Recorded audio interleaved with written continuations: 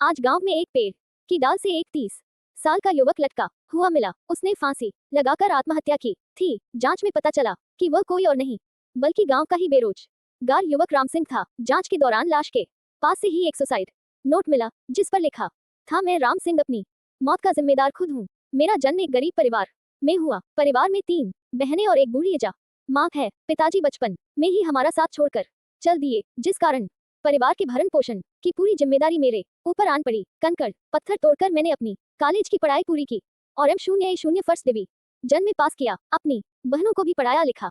या 2 बहनें high school में पढ़ रही हैं और एक ने हाल ही में B0A0 पास किया है। M0A0 पास करने के बाद मैंने कई बार नौकरी पाने की कोशिश की। एक बार पुलिस में भर्ती हो भी गया था, लेकिन अंतिम मेरिट में बाहर हो गया। उस साल भर्ती में खूब घूसखोरी चली थी। मेरे ही साथ का जग्गू 10 लाख रुपए देकर भर्ती हुआ था। मुझसे भी कहा गया था, लेकिन मैं कहां से इतने रुपए दे पाता। ये केवल मेरी ही कहानी नहीं है, बल्कि मेरे जैसे कितने ही युवक देश में भ्रष्टाचार के शिकार हो रहे हैं। एक बार मैंने समूह ग का पेपर भी दिया। 100 में से 85 नंबर आए मेरे, लेकिन किस्मत तो फूटी ठहरी। जनरल की कट ऑफ उस बार ठीक 88 गई। दूसरी तरफ S0C0 वाले लौंडे का 40 नंबर में चयन हुआ ठहरा। मैं तो कह रहा हूँ, इस कलयुग में जनरल कास्ट का होना भी गुनाह है। अब एक और मेरी तीनों बहनें भी बड़ी हो गई हैं और मुझे इनकी शादी की फिक्र होने लगी है। दूसरी तरफ महंगाई कद्दू के बेल की तरह दिन दूनी रात चौगुनी बढ़ती जा रही है। वक्त की मार अब मैं सहन नहीं कर पा रहा हूँ और बेरोजगारी से तंग आकर अपनी जीवन